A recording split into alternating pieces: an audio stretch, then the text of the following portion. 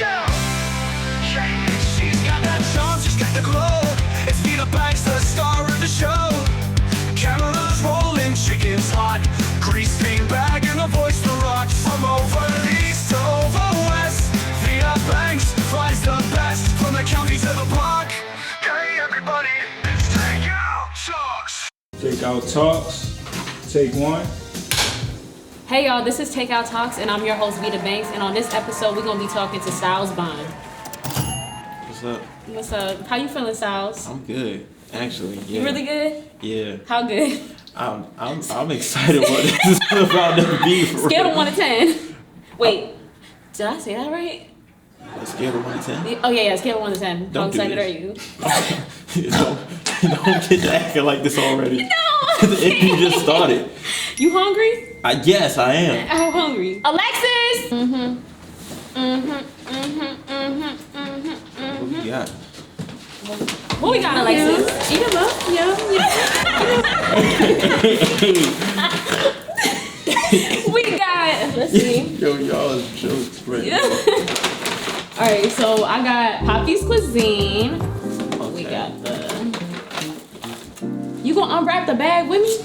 Alright. Like, blue cheese. Wait, blue cheese? I asked for ranch. Whatever. Blue cheese. Ooh. Crab cake, egg rolls, asparagus. Oh, that's what it is? Yeah, I don't... Okay. Oh, they gave us the sauce so we could drizzle it on there ourselves. You ready to eat? Mm-hmm. Alright, I gotta take my grills off. It's like taking a bra off.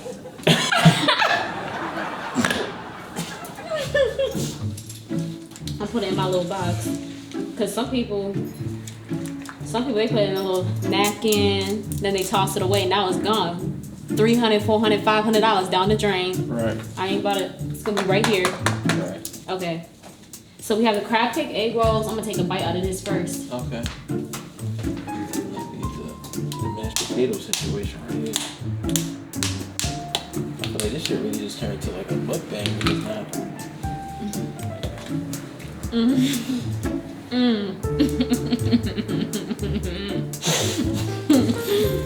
Yo, don't moan in my ear no more, please. Thank you. Oh. Dude, fuck you. You ever eat food and be like, this is kind of better than sex? Nah, about food. 1 to 10. How you feeling?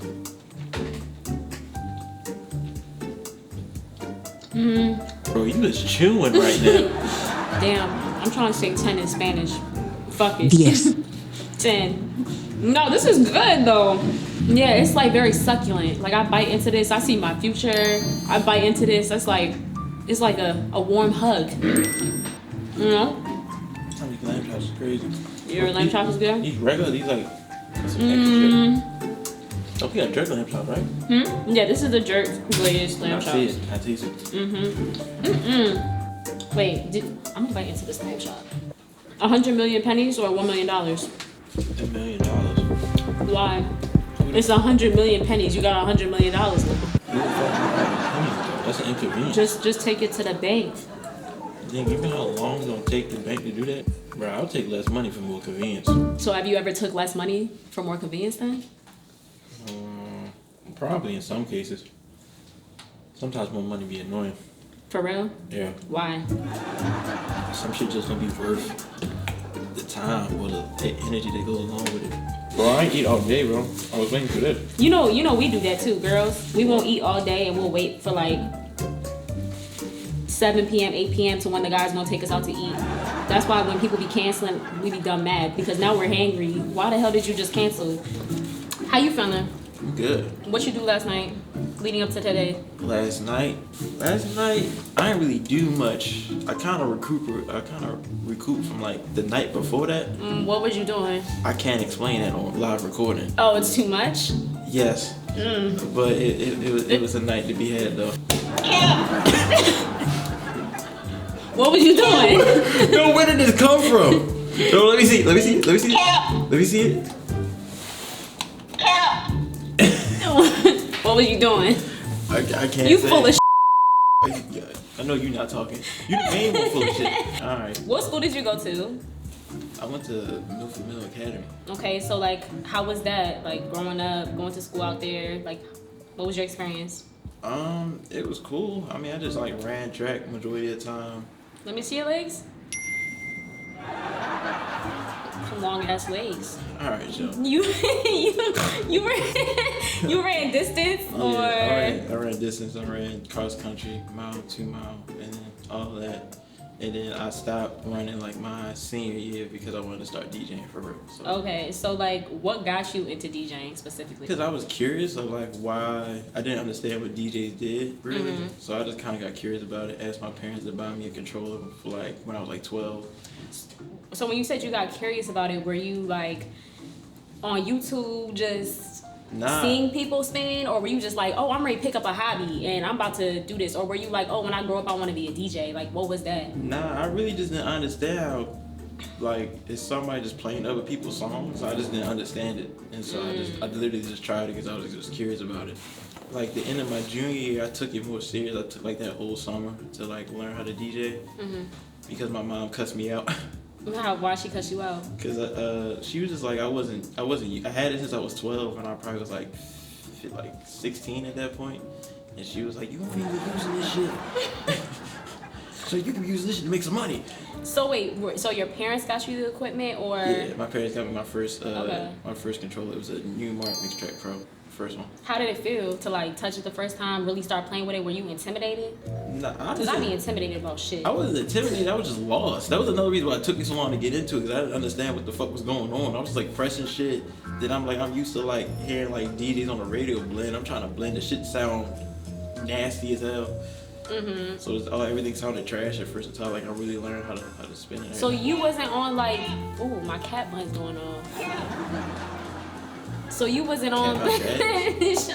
So you wasn't on like YouTube later, or anything. When I actually tried to like learn, that's when I got on YouTube. I couldn't watch tutorials though. Tutorials, that was like the one thing I couldn't like watch a tutorial on.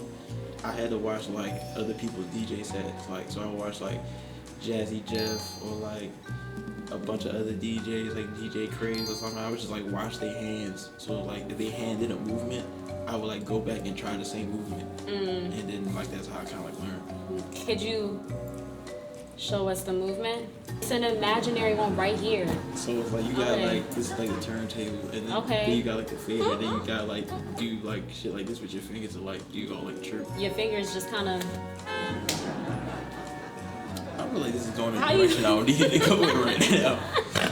Okay. Yes, my fingers be doing stuff. Yes. Okay. And how has your mom and your parents kind of like shaped you in terms of that? Because they're the ones that kind of pushed you to that direction. I mean, I grew up in like an entrepreneurial household, so like both my parents work for themselves, so like they always pushed me like anything I wanted to do in my life. It was like it's a way you can make money from it. So anything from like I used to play guitar.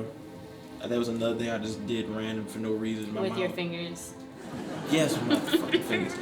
My mom was like, yeah, you could join a band and then like you can get paid for being in a band. I used to play video games all day. My mother told me I could be a video game designer. Okay.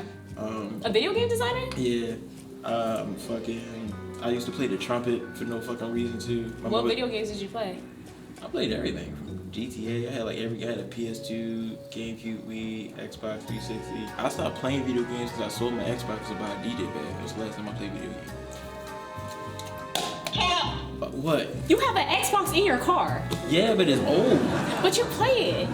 Every now and then. No, that's crazy because I'm reading. No, look. I got the Xbox. Don't play with my button. Alexis, where's my button? Okay, so yeah, continue. Anyway, I got the Xbox because I started throwing 2000s parties. Oh, okay. So at every party, there's always a vintage like game station where I have old games at. So that's why I have the Xbox. Okay, so yes, your parents though, what do they do? So you grew up in an entrepreneurial household. My mom does hair. She's been doing hair since she was like 13. Yeah, y'all, she did my hair for the show. And then get into it. My great grandmother did hair, and my grandmother did hair, my great grandmother did hair. So she's like 3rd generation.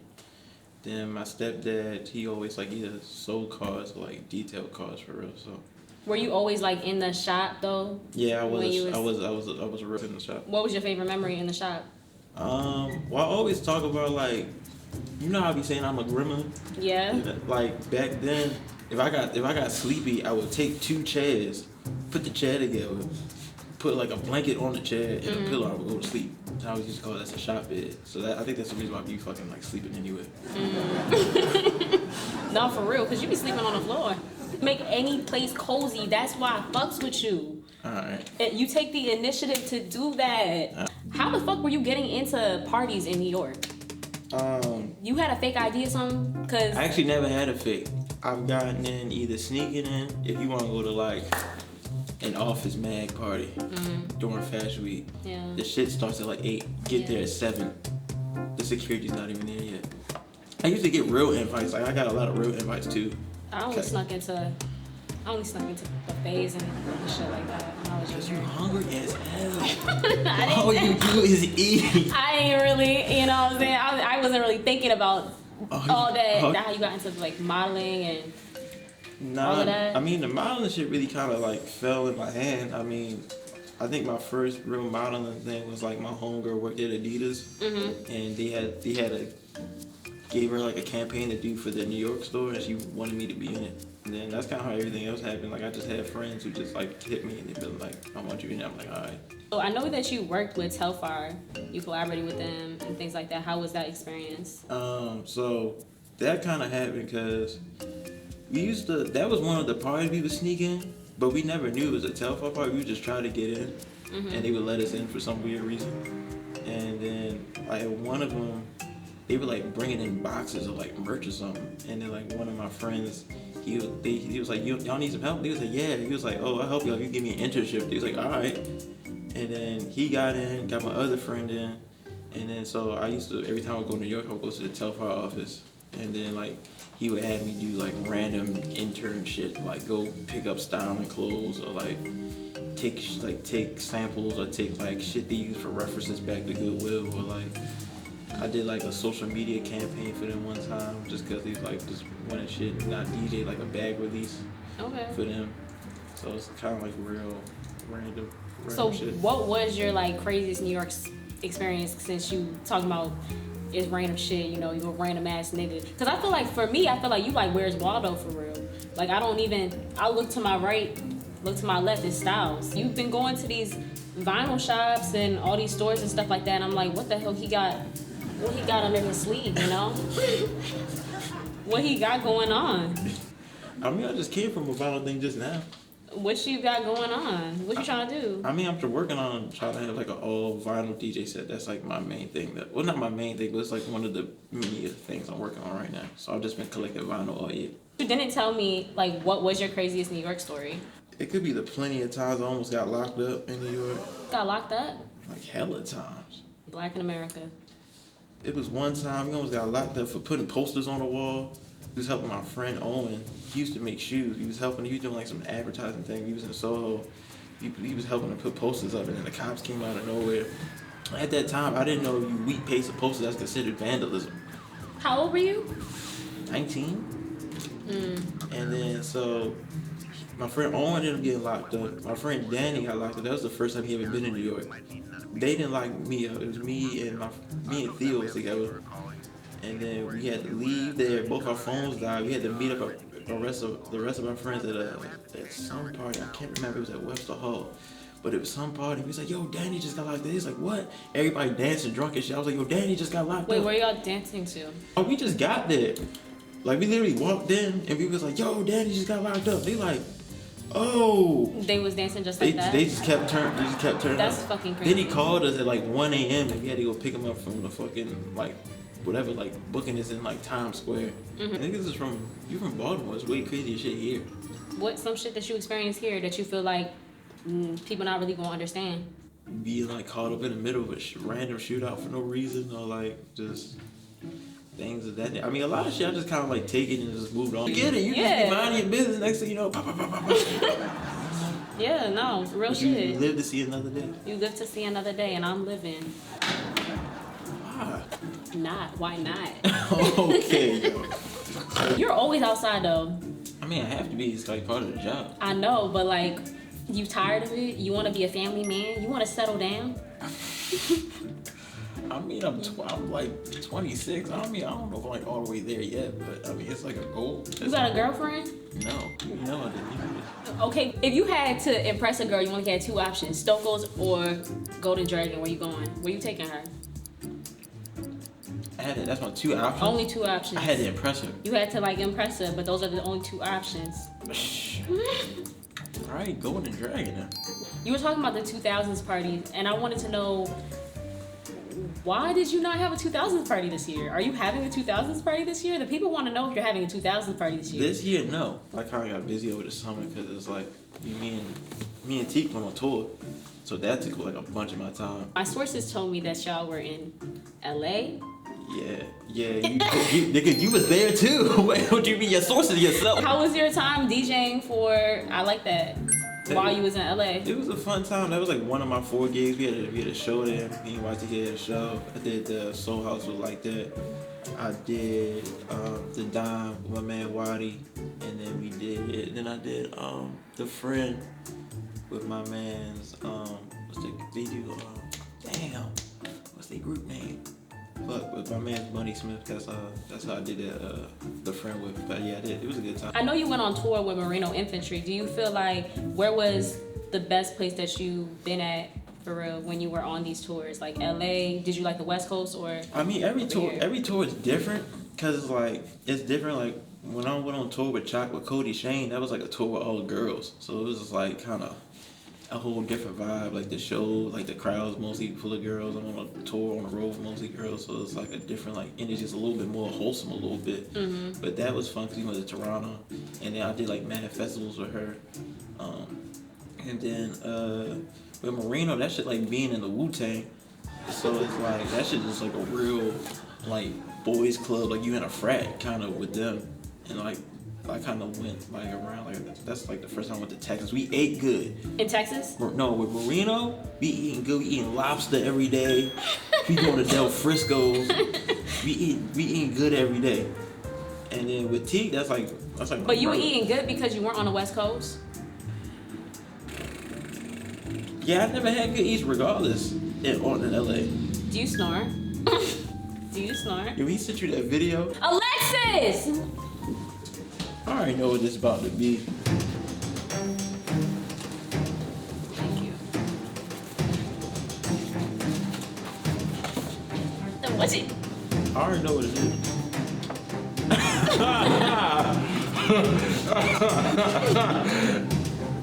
This you? Yeah, that's after our New York show. with me and Teak. Were you comfortable? I don't even know. It be like that though. You was tired. Yeah, I was tired. Hard work. You want to take it? No, I don't. For memories? No. Okay. You got that, King. You got that. How did you figure out your sense of style? Because I feel like you always kind of like drip down. You got, what's that, Fashion Nova? No, it's not fashion. Don't Rick disrespect me like that. It's Rick Owens. It is Rick I Owens. know, I'm sorry. I got into sneakers first. And then I kind of got into other shit as time went on. But I don't know. I don't. So you know where the boosters stay at? Where the boosters be? I don't know where they be, but I definitely, my mom definitely had me in plenty of Ralph Lauren growing up, and a lot of it came out of somebody's trunk. Yeah, I know a booster. In a Marshall's bag, so. I know a booster. What they got? They got cologne? Meat. You? Meat. I don't Meat. They boosting meat. I don't need. Salmon, steak. What? It come in a box? Sausage.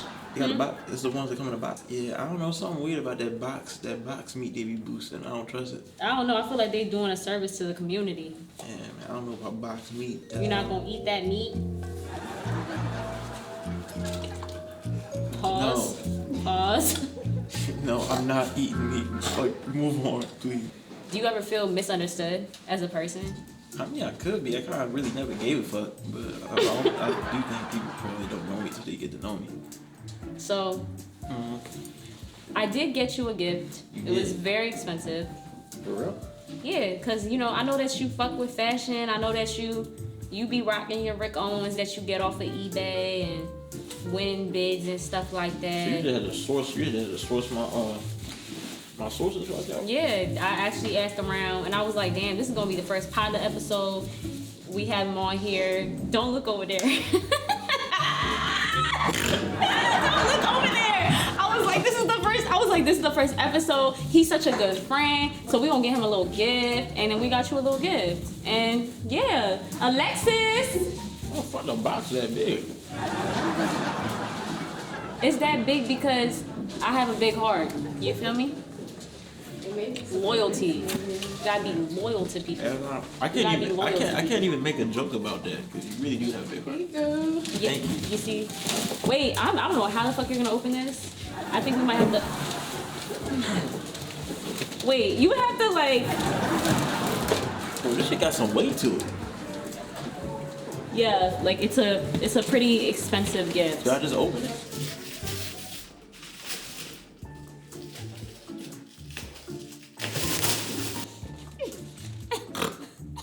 I ain't gonna lie, I fuck with this though. It's going right in the kitchen. I got that for you because they said that you keep ketchup in your car. That was it. First of all, it's not. I don't have ketchup in my car right now. Right now. Yeah. At one point there And you was keep a brick in there too, an Xbox in there. You keep. the brick was in it, but the ketchup was only in it one time. Cap. Oh, my bad. Cap. My bad. Cap. My bad. Cap. My bad. Cap. Cap. Sorry, y'all. Cap. My bad.